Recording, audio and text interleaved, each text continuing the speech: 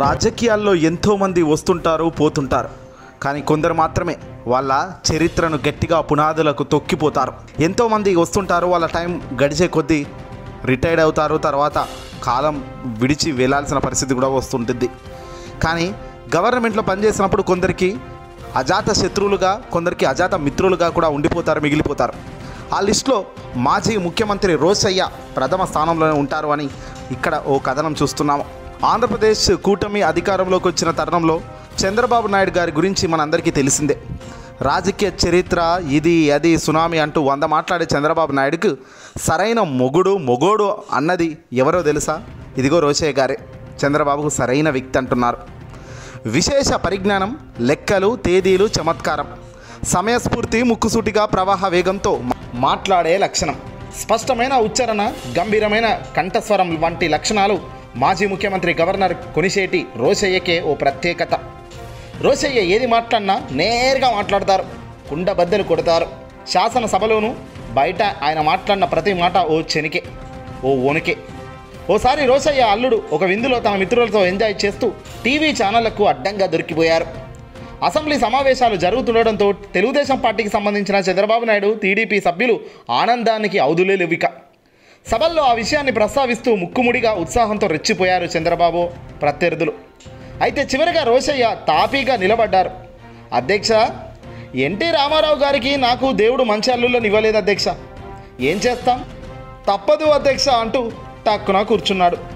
పాపం తెలుగు తమ్ముళ్ళు నవ్వాపారు, నవ్వకుండా ఒక్కసారిగా అవాక్కయ్యారు. ఇక చంద్రబాబు నాయుడు పరిస్థితి సరే, మిగతా సభ్యుల నవ్వుల్లో ఆనాటి సభ వెల్లవిరిసింది. మరోసారి సభల్లో చంద్రబాబు నాయుడు ఆరోపణలపై ప్రతిస్పందిస్తూ, అధ్యక్ష, స్వర్గీయ ఎన్టీ రామారావు గారిని నేను డ్రామా కంపెనీ వాడు అనలేదు అధ్యక్ష, ముందు ఆయన డ్రామాలు వేశాడు, ఆ తర్వాత సినిమాల్లోకి వెళ్ళి ప్రముఖ నటుడయ్యాడు అన్నాను అంతే. ఇక చంద్రబాబును ఉద్దేశించి ఒకప్పుడు ఆయనను గౌరవించారు, మధ్యలో ఆ గౌరవం పోయింది, తర్వాత మళ్ళీ వచ్చింది.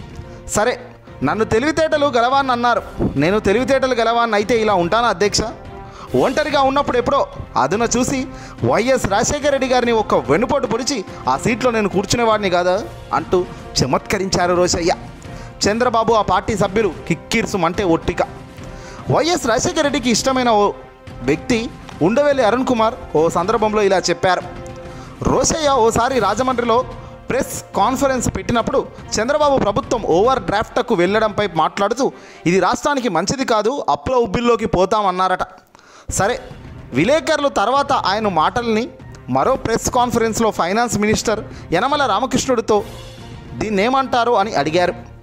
అందుకు ఆయన, మేమేమైనా తప్పు చేస్తున్నామా, ఫెసిలిటీ ఉంది వాడుకుంటున్నాం, దాని కింద ఎందుకింత గొడవ అన్నారు.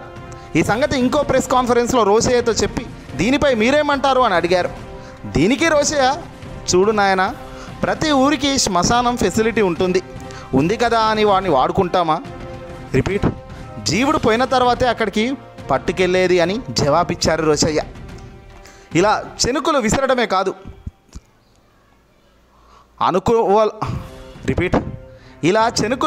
కాదు, అనుకువలోనూ అందరితో కలివిడిగా ఉండడంలోనూ ఆయన పెట్టిన పేరు.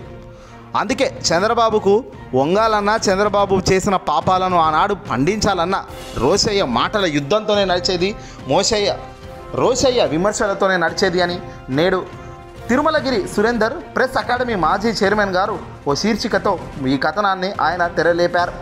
రేపు రోశయ్య జయంతి సందర్భంగా ఆయన రోశయ్య గురించి కొన్ని వ్యాఖ్యలు చేస్తూ, ఇదిగో చంద్రబాబుకు సరైన మొనగాడు ఈ రోశయ్య మాత్రమే అంటూ కూడా ఆయన చెప్పుకొచ్చారు. రోశయ్య కొట్టే పంచులకు చంద్రబాబు నవ్వే పెదవు కూడా విరిచేవాడని, ఆనాడు చంద్రబాబు రోశయ్యలకు ఇద్దరికి యుద్ధం జరిగేదని, రోశయ్య గట్టిగా మాట్లాడేవాళ్ళని, చాలా హుందాగా సమాధానం ఇచ్చేవాడని, కానీ ఆ రోజులు ఇప్పట్లో లేవని, రోశయ్య లాంటి వ్యక్తులు ఒక స్ఫూర్తిదాయకంగా నేటి తరం తీసుకొని ముందుకు అడుగులు వేయాలని కూడా ఈ సందర్భంగా చెప్తున్నారు. శాసన మండలి సభ్యునిగా ఎన్టీఆర్ను ఉక్కిరిబిక్కిరి చేసినప్పుడు కూడా మండలి రద్దు చేయాలని నిర్ణయం తీసుకునేలా చేసినాడని నాటి విశ్లేషకులు అంటున్నారు. రోశయ్య ఏ పదవి చేపట్టినా ఉద్యోగంలా భావించారు. అసంతృప్తిగా పనిచేయడం ఆయనకు ఇష్టం ఉండేది కాదు. అవినీతి మచ్చలేని నిలువెత్తు నిజాయితీ ఆయనలో ఉంది. ప్రత్యర్థులు సైతం ఒప్పుకునే సత్యం ఇది. రాజకీయాల్లో ఆయన స్థానం అప్పటికీ ఎప్పటికీ భర్తీ చేయలేందే అంటూ కూడా ఇక్కడ ప్రెస్ అకాడమీ మాజీ చైర్మన్ చెప్పుకొచ్చడం గమనార్హం. ఏదేమైనప్పటికీ కూడా నేడు కూటమి అధికారంలో ఉన్న ఆంధ్రప్రదేశ్ రాష్ట్ర చంద్రబాబు నాయుడు గారికి ఇది ఒక తీపి వార్తే.